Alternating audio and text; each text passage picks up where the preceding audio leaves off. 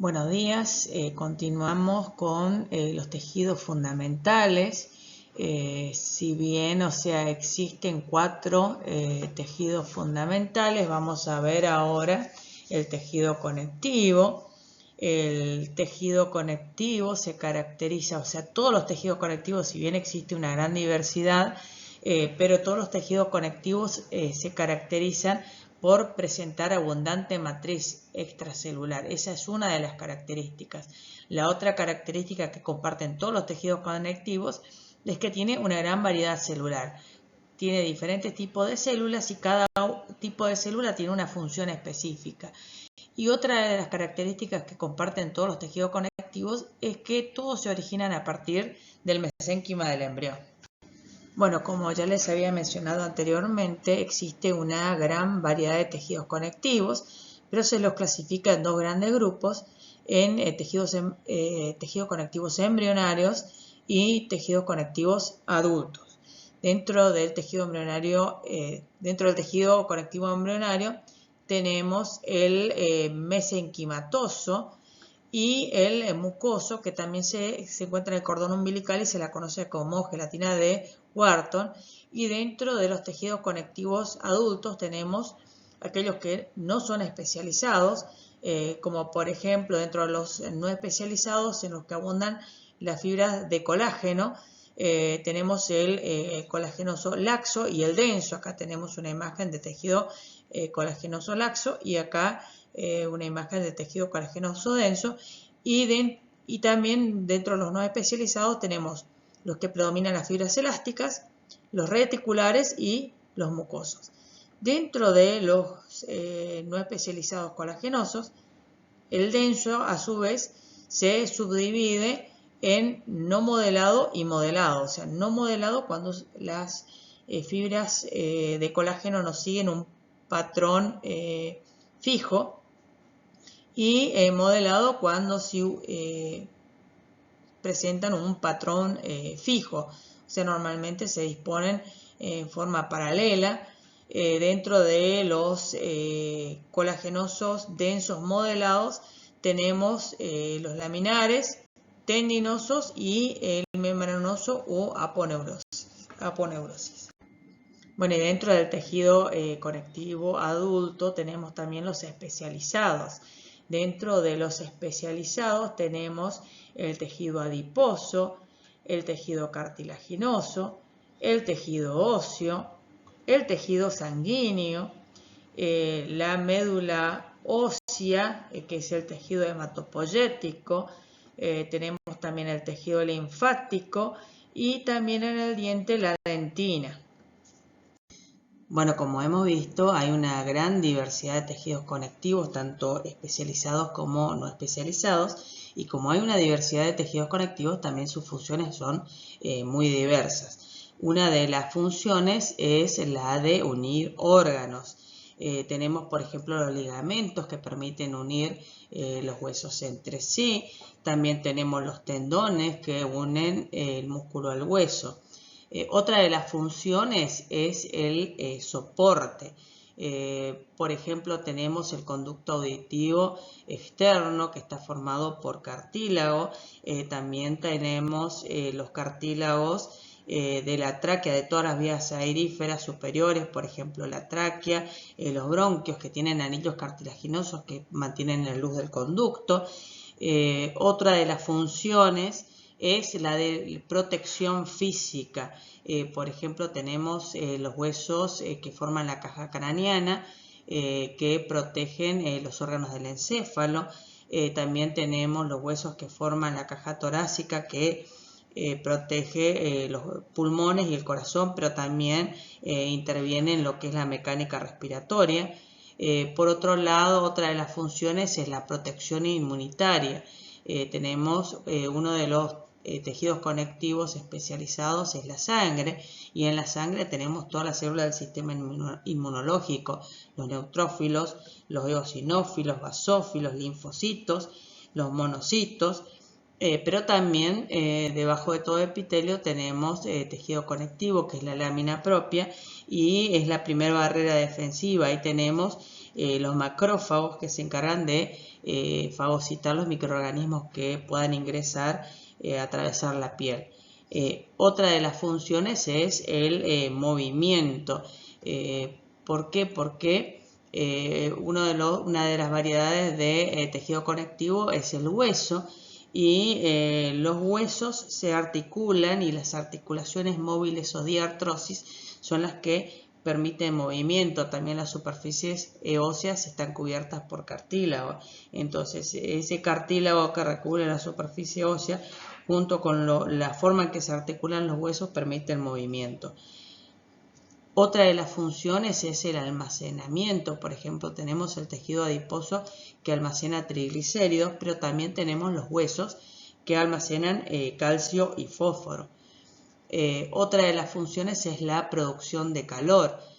Por ejemplo, acá tenemos la grasa parda en el lactante, que sirve para producir calor. Y por último, la función de transporte, ya que la sangre es un tejido conectivo muy especializado. La sangre va a transportar nutrientes desde el intestino hasta todos los tejidos, también el oxígeno de los pulmones a los tejidos, igual que el dióxido de carbono, pero también transporta los desechos a los riñones, y transporta las hormonas a todo el cuerpo.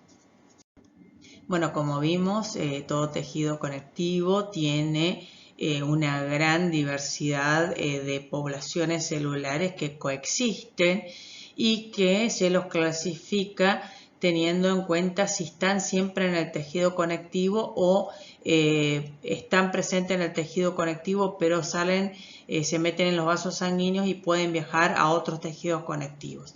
Entonces se los clasifica en dos grupos. Las que están siempre en el tejido conectivo se los llama residentes fijas o permanentes, y las que tienen capacidad de salir del tejido conectivo en el que están, meterse en los vasos sanguíneos y viajar a otro tejido conectivo, se llaman migrantes móviles o transitorios.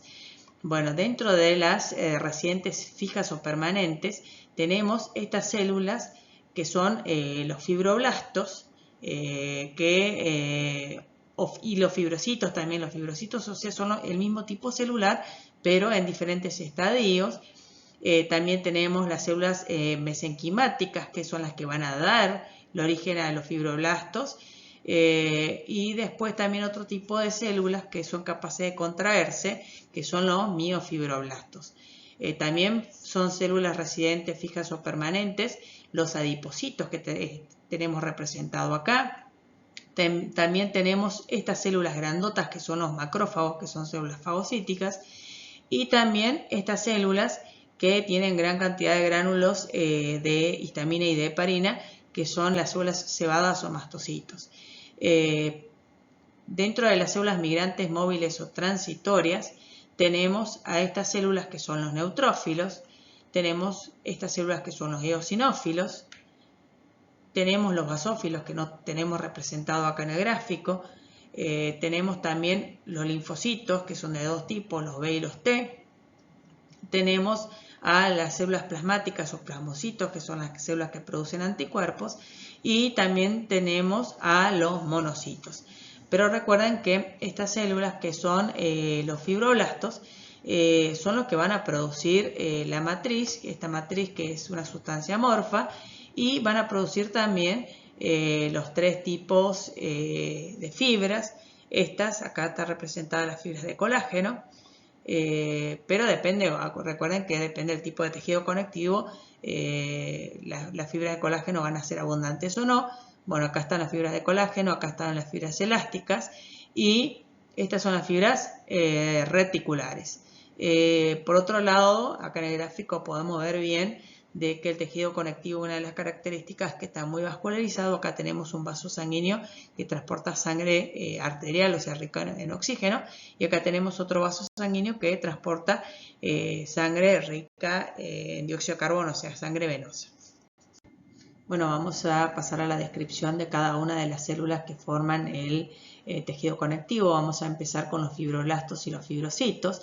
Bueno, las características de los fibroblastos, que son células ausadas, muy alargadas, con abundantes prolongaciones citoplasmáticas, tienen un núcleo que también es oval, con cromatina laxa. Eso significa que son células muy activas, y aparte tienen más de un nucleolo, puede llegar a tener hasta 5 nucleolos. Con respecto a su citoplasma se puede ver un retículo endoplasmático granular muy desarrollado, así como también muchos aparatos de Golgi, que producen vesículas de almacenamiento, principalmente de proteoglucanos, que son muy abundantes en el citoplasma de los fibroblastos. Bueno, ¿cuál es la función? Van a producir toda esa matriz extracelular que es amorfa, también el remodelado, pero también van a producir las fibras de colágeno, las fibras elásticas y también las fibras reticulares. Recuerden que el tejido conectivo es el primer tejido cicatrizal que se forma en el caso de una lesión. ¿Y qué diferencia hay entre los fibroblastos y los fibrocitos? O sea, los fibrocitos se los considera como células inactivas, son el mismo tipo celular, solamente que en diferentes estadios. El fibroblasto se lo llama cuando son jóvenes y su actividad de síntesis es intensa. En cambio, cuando envejecen se llaman fibrocitos. Los fibrocitos siguen siendo usados, pero ya su retículo endoplasmático granular y su aparato de Golgi está mucho menos desarrollado, y tienen menos también vesículas que almacenan proteoglucanos. O sea, se los considera células inactivas. En realidad no son inactivas porque sintetizan matriz, pero solamente la matriz que lo rodea sirve para el mantenimiento del tejido conectivo. Bueno, las células mesenquimáticas también son células ausadas, que tienen también un núcleo oval, y en su citoplasma vamos a encontrar todas las organelas, pero no hay un predominio de un tipo de organelas. Me olvidé comentar que sus prolongaciones también son muy largas.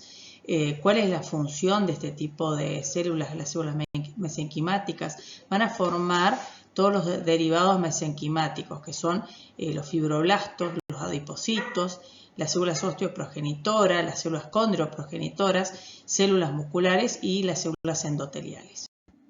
Bueno, los miofibroblastos son células ausadas también, muy similares, o sea, son bastante difíciles de diferenciar de los fibroblastos con la técnica de H&E. Se originan a partir de los fibroblastos, pueden encontrarse en forma aislada o unidas, y cuando están unidas por las prolongaciones, y en esa zona de contacto aparecen uniones comunicantes o nexos.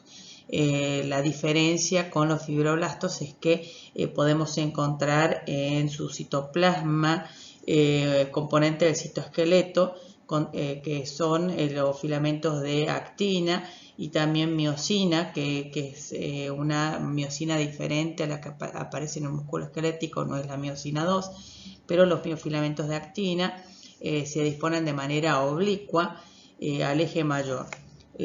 Su función es la de retracción de las heridas durante la cicatrización. Justamente es donde se ha perdido tejido producto de la lesión, entonces es la que permite unir ambas superficies. Bueno, las células reticulares son muy similares a los fibroblastos, tienen prolongaciones citoplasmáticas muy largas, pero lo encontramos a estas células reticulares en aquellos órganos que tienen como estroma, o sea, el tejido de sostén al tejido reticular, como cuáles: el hígado, el vaso, los ganglios linfáticos, la médula ósea. También vamos a encontrar en la membrana basal, en la capa reticular, y en el tejido conectivo laxo, que está en el tejido adiposo. Bueno, los macrófagos, también conocidos como histocitos, son células grandes que miden más o menos entre 20 a 30 micrómetros. Su forma es irregular, su núcleo normalmente es excéntrico y tiene forma de riñón o herradura, con una cromatina densa. En su citoplasma podemos encontrar un retículo endoplasmático granular y un aparato de Golgi muy desarrollado y abundantes lisosomas primarios. ¿Cuál es su función? Su función es la remoción y fagocitosis de restos celulares y detritos, o sea, son células fagocíticas que se forman a partir de los monocitos circulantes y una vez que se meten en el tejido conectivo se transforman en células mucho más grandes llamadas macrófagos o histocitos, cuya función es la fagocitosis, pero también son células presentadoras de antígenos porque tienen sobre su superficie el complejo mayor de histocompatibilidad de clase 2, o sea que presentan los antígenos a los linfocitos T colaboradores. Por eso son células presentadoras de antígenos. Bueno, los adipocitos son células que las encontramos en forma aislada o formando el tejido adiposo. Pueden encontrarse en grandes cantidades en el tejido adiposo, pero la cantidad de células adiposas que tiene una persona no varía de una persona a la otra, o sea, esto está determinado genéticamente. Lo que sí aumenta de una persona a la otra es la inclusión de triglicéridos que tiene. Tenemos dos tipos de células adiposas, que es el adipocito que es unilocular, o sea que tiene solamente una inclusión grande de triglicéridos que ocupa el 95% del citoplasma, y eso hace que el citoplasma forme un halo que corresponde al 5% y donde se queda desplazado hacia el núcleo, que es oval, es excéntrico, y en ese halo de citoplasma vamos a encontrar el retículo endoplasmático liso, el aparato de Golgi y abundantes mitocondrias. Y después tenemos los adipocitos multiloculares que, a diferencia de los los uniloculares, tienen múltiples inclusiones de triglicéridos en su citoplasma. También se los conoce como adipocitos pardos. Tienen su núcleo también oval, un poco desplazado, o sea, no central, sino un poco desplazado, y tienen en su citoplasma abundantes mitocondrias que tienen en su superficie una proteína que es la termogenina, que es desacoplante de la cadena respiratoria y la fosforilación oxidativa. Entonces, en la cadena transportadora de electrones, la energía se utiliza para producir calor. Bueno, la función, bueno, en el caso de los adipocitos uniloculares, es el almacenamiento de lípidos en forma de triglicéridos. Y en el caso de los multiloculares, es la producción de calor. Bueno, las células cebadas o mastocitos son células grandes que miden más o menos entre 10 a 30 micrómetros. Son esféricas u ovales. En su citoplasma encontramos un núcleo prominente con cromatina densa. En su citoplasma vamos a encontrar un retículo endoplasmático granular y un aparato de Golgi prominente y una gran cantidad de vesículas que contienen heparina, pero también vesículas que contienen histamina. Por eso que su función, primero que en su membrana plasmática tienen una gran cantidad de receptores para la inmunoglobulina E, por lo tanto son mediadores celulares de los procesos de hipersensibilidad inmediata, o sea que son los responsables de las respuestas alérgicas, pero también les dije que en su citoplasma tienen gránulos con histamina, que es un vasodilatador, y también tienen gránulos con heparina, que es un anticoagulante. Bueno, los pericitos son células perivasculares, son células alargadas con abundantes prolongaciones citoplasmáticas. se unen unas con otras mediante esas prolongaciones citoplasmáticas en las que vamos a encontrar uniones comunicantes o nexus. Se encuentran abrazando los vasos sanguíneos, las arteriolas, las vénulas y los capilares. Tienen un núcleo oval con cromatina laxa y en su citoplasma vamos a encontrar inclusiones de glucógeno y de lípidos, así como también tiene componentes del citoesqueleto que son contráctiles. ¿Cuál es la función? Al contraerse pueden regular el flujo sanguíneo del vaso sanguíneo, o sea, de la arteriola, vénula o capilar en el que se encuentra, pero también son células madres, o sea que en el caso de una lesión son capaces de diferenciarse en células endoteliales, pero también en células musculares.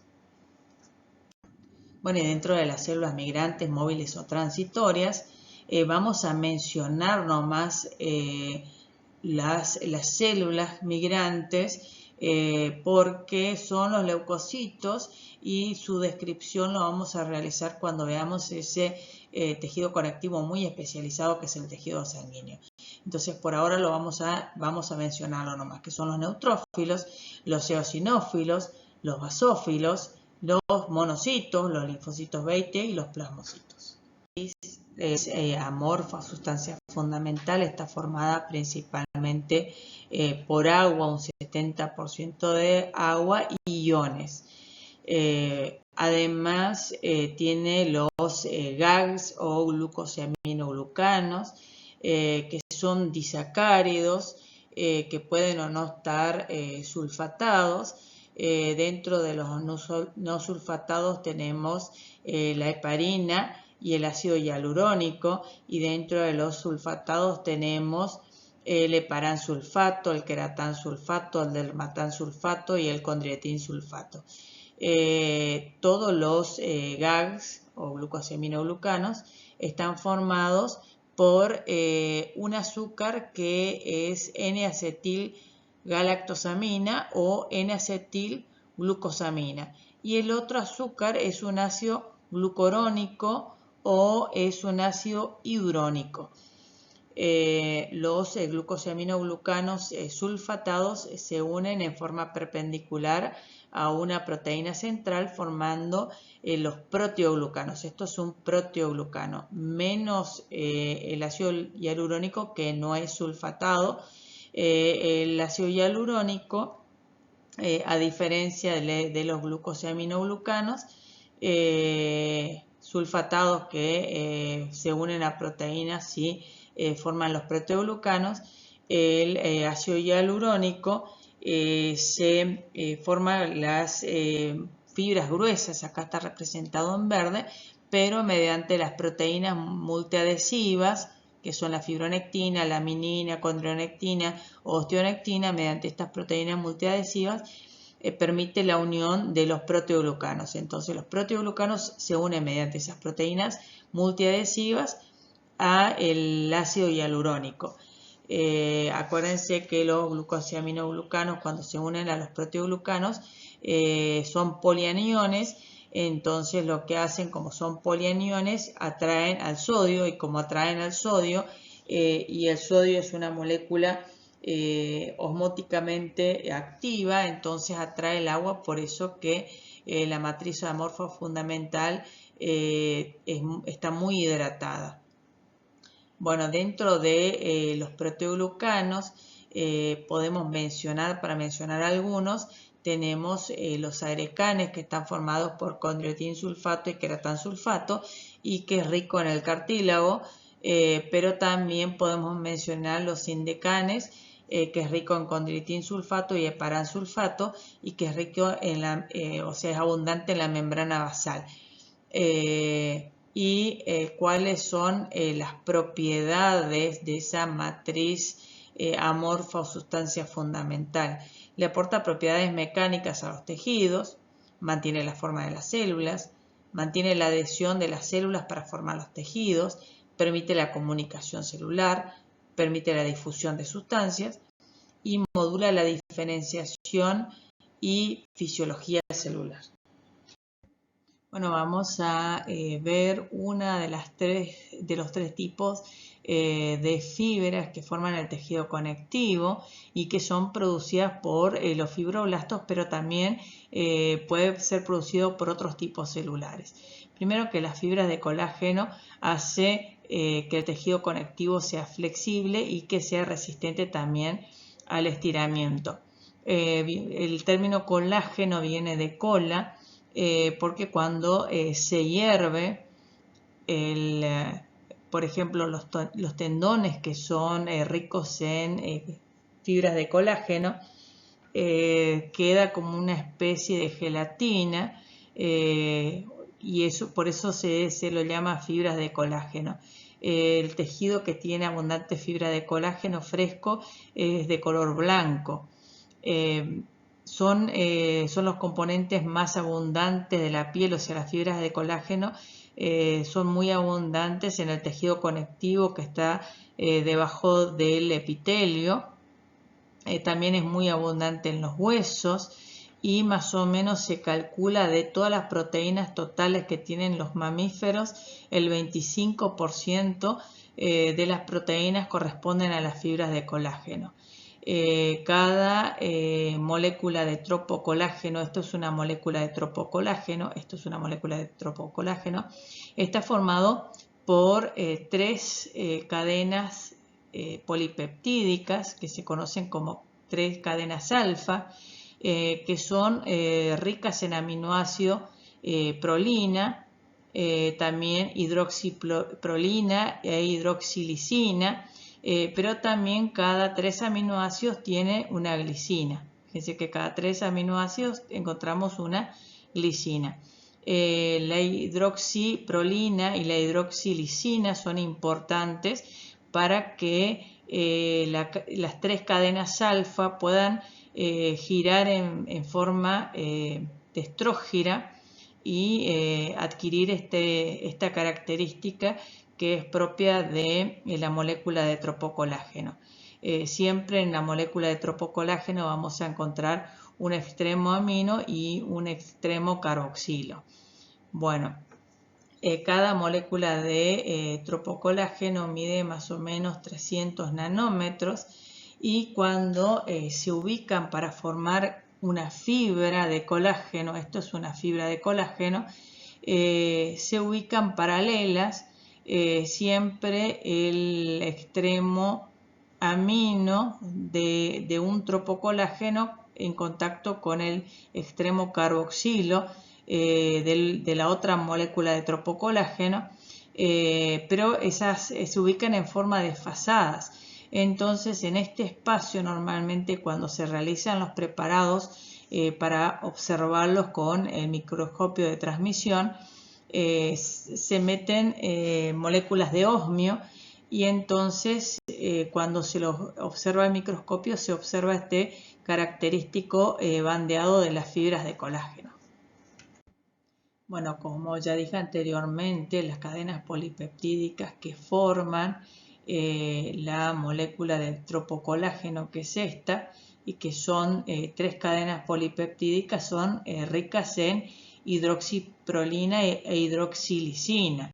La hidroxiprolina y la hidroxilisina se obtienen a partir de la hidroxilación de la prolina y de la lisina, gracias a una enzima que se conoce como lisilhidroxilasa y prolilhidroxilasa.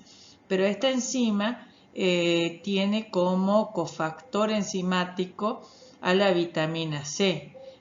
O sea que la carencia de vitamina C ahora se entiende por qué produce escorbuto. Bueno, existen en realidad más de 25 subtipos de colágeno, pero desde el punto de vista histológico esos 4 subtipos son los más importantes. Tenemos el colágeno de tipo 1, que lo encontramos en la dermis, en el cartílago fibroso, en los huesos, en los tendones y en la dentina. Son producidos por los fibroblastos, los osteoblastos y los condroblastos. O sea, los osteoblastos lo producen en el hueso, los condroblastos en el cartílago fibroso y los fibroblastos lo van a producir en la dermis, en el tendón. ¿Cuál es la función? Resistencia al estiramiento. El colágeno de tipo 2 lo vamos a encontrar en dos tipos de cartílago, en el cartílago hialino y en el cartílago elástico, por eso se entiende que es producido por los condrioblastos. Después el colágeno de tipo 3 es producido por una gran diversidad celular, las células musculares lisas, los fibroblastos, las células reticulares, las células de Schwann y los hepatocitos. Por eso que el colágeno de tipo 3 lo vamos a encontrar en el músculo liso, en el endoneuro, o sea, en la capa de tejido conectivo que envuelve al axón neuronal, en las arterias, en el útero, en el hígado, en el vaso y riñón, formando su estroma, en el pulmón también. ¿Cuál es la función? Sostén estructural de órganos expansibles. Y después tenemos el colágeno de tipo 4, que lo encontramos en la membrana basal o lámina basal y que es producido por las células epiteliales y también las células endoteliales. ¿Cuál es la función? Sostén y filtración.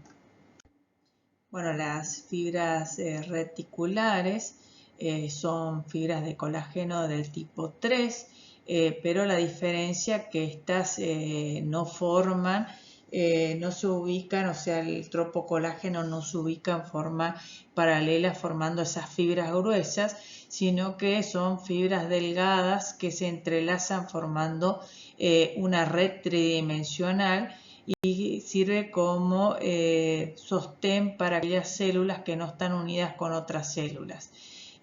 Primero se pensaba de que solamente las células reticulares producían las fibras reticulares, pero se sabe actualmente que no solamente las células reticulares forman las fibras reticulares que forman el estroma de muchos órganos, como por ejemplo la médula ósea roja, los ganglios linfáticos, el vaso también, sino que también es producido por otros tipos celulares, como por ejemplo las células musculares lisas. Entonces las fibras reticulares que están presentes en la túnica media de los vasos sanguíneos es producida por las mismas células musculares lisas. También las fibras reticulares de la muscularis mucosae, que está presente en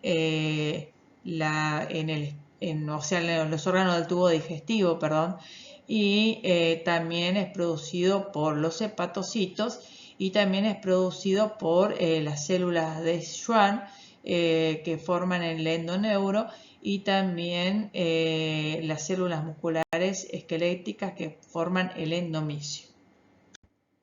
Bueno, las fibras elásticas son fibras que son delgadas, que están formadas por dos tipos de proteína, la elastina, que corresponde al 90%, y la fibrilina, que corresponde al 10%. Son fibras así que son onduladas, pero que cuando se las estira pueden alcanzar una gran longitud y después cuando cesa la fuerza vuelven a su posición inicial. Son fáciles de identificar en los cortes histológicos por su aspecto ondulado y se las encuentra principalmente en los vasos sanguíneos, en el pabellón auricular, en la laringe, en la epiglotis específicamente, en ese cartílago que es la epiglotis, pero también es muy abundante en las arterias elásticas. Bueno, en los preparados frescos tiene un aspecto amarillo y es producido, estas fibras elásticas son producidas por dos poblaciones celulares, por los fibroblastos y por las células musculares lisas. Bueno, vamos a comenzar primero a describir los tejidos conectivos no especializados embrionarios. La gelatina de Wharton es un tejido conectivo embrionario no especializado que se encuentra en el cordón umbilical alrededor de las dos arterias umbilicales y alrededor de la vena umbilical. Se caracteriza por presentar abundante matriz amorfa rica en ácido hialurónico. Fíjense que acá se puede observar abundante matriz en relación con las células y las fibras que son escasas. ¿Qué células presentas? Fibroblastos y células mesenquimáticas.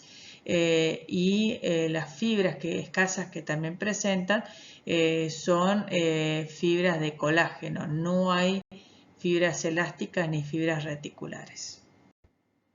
Bueno, el mesénquima es un tejido embrionario que está formado por células pluripotenciales, o sea que pueden formar cualquier tipo de tejido conectivo. Sus células son pequeñas, fusiformes y que tienen prolongaciones citoplasmáticas. Una célula se comunica con la otra mediante esas prolongaciones y en esos lugares donde están en contacto tienen uniones comunicantes o nexos. En la matriz extracelular vamos a encontrar pocas fibras, pero de dos tipos, fibras colágenas y fibras reticulares. Bueno, ahora vamos a ver los tejidos conectivos del adulto que no son especializados.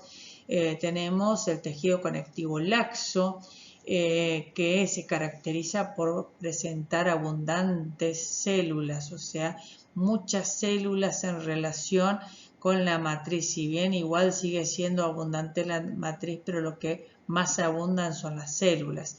Y existen pocas fibras y las fibras que vamos a encontrar en el tejido conectivo laxo son fibras de colágeno que están dispuestas en forma desordenada. Acá tenemos la dermis, la dermis papilar, donde tenemos las células y las fibras de colágeno dispuestas en forma desordenada. ¿Dónde encontramos tejido conectivo laxo? Bueno, debajo de la lámina propia,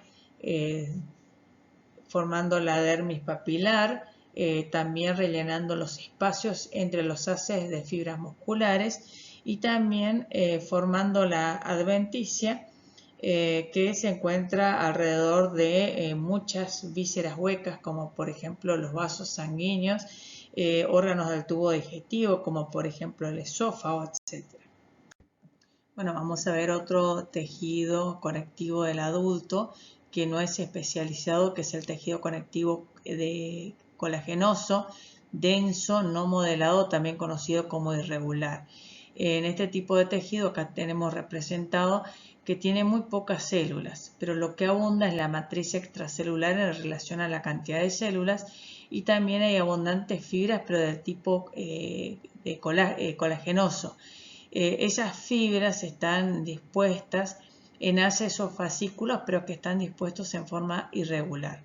Recuerden que el tejido de tipo colagenoso, denso, no modelado, lo encontramos debajo de todo tejido conectivo laxo, por eso que lo encontramos en la dermis profunda, en la dermis reticular, pero también lo encontramos formando la cápsula de tejido conectivo y las trabéculas que tienen muchos órganos macizos, como por ejemplo los ganglios linfáticos, el bazo, etc.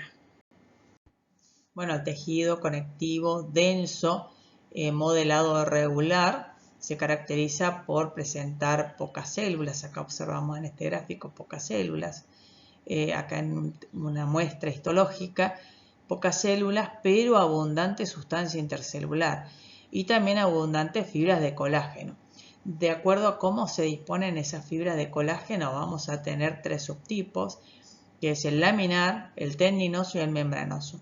El laminar lo encontramos en la córnea, donde podemos observar que en una de las capas las fibras de colágeno se ubican, si bien todas paralelas entre sí, pero en la siguiente capa, si bien se ubican paralelas entre sí, pero perpendicular a la capa anterior. Y en la siguiente también paralelas entre sí, pero perpendicular a esta capa. El tendinoso lo vamos a encontrar en los tendones, donde todas las fibras se ubican en forma paralela al eje mayor de tracción y es el que se encuentra en los tendones.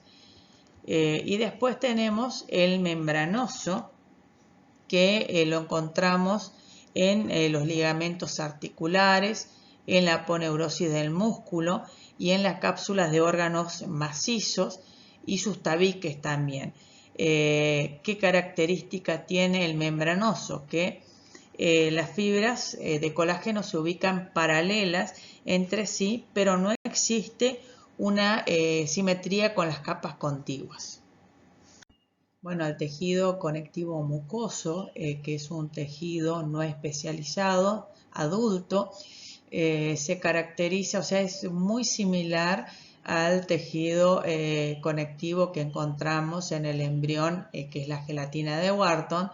Tiene escasas células, o sea, dentro de las células tenemos que mencionar los fibroblastos y las células mesenquimáticas. Tiene abundante matriz amorfa, principalmente rica en ácido hialurónico, escasas fibras de colágeno y no presenta ni fibras elásticas ni fibras reticulares. ¿Dónde lo encontramos? En los dos únicos lugares que lo encontramos es en la pulpa dentaria y también en el núcleo pulposo en los discos intervertebrales, que es vestigio de nuestro notocordo, ¿no es cierto? Bueno, el tejido adiposo ya es un tejido adulto especializado en la acumulación de triglicéridos. Tenemos dos variedades de tejido adiposo, el tejido adiposo blanco unilocular y el tejido adiposo pardo o multilocular. El tejido adiposo blanco o unilocular está formado por los adipocitos que son uniloculares, o sea, tienen una gran gota de triglicéridos en su citoplasma, que prácticamente ocupa la mayor parte de su citoplasma, incluso desplaza el núcleo hacia la periferia y queda un halo de citoplasma en la periferia. Este tipo de tejido adiposo se distribuye normalmente bajo la piel porque actúa como un aislante térmico, o sea, sirve para almacenar energía y también sirve para amortiguar golpes. Por eso que se entiende que los riñones están cubiertos por envueltos por tejido adiposo, porque la función de ese tejido adiposo es proteger ese órgano. Pero también hay una diferencia en cuanto a su distribución que está influenciado por las hormonas sexuales. En el varón, los andrógenos hacen que se deposite más, o sea, la grasa blanca o ese tejido adiposo en la nuca, en los hombros, pero también en la región abdominal, sacra y pélvica. También en las glándulas mamarias se da tanto en los varones como en las mujeres, o sea, no hay diferencia en cuanto al sexo, pero también se distribuye en las nalgas, o sea, se dice que la distribución en el varón tiene forma de manzana.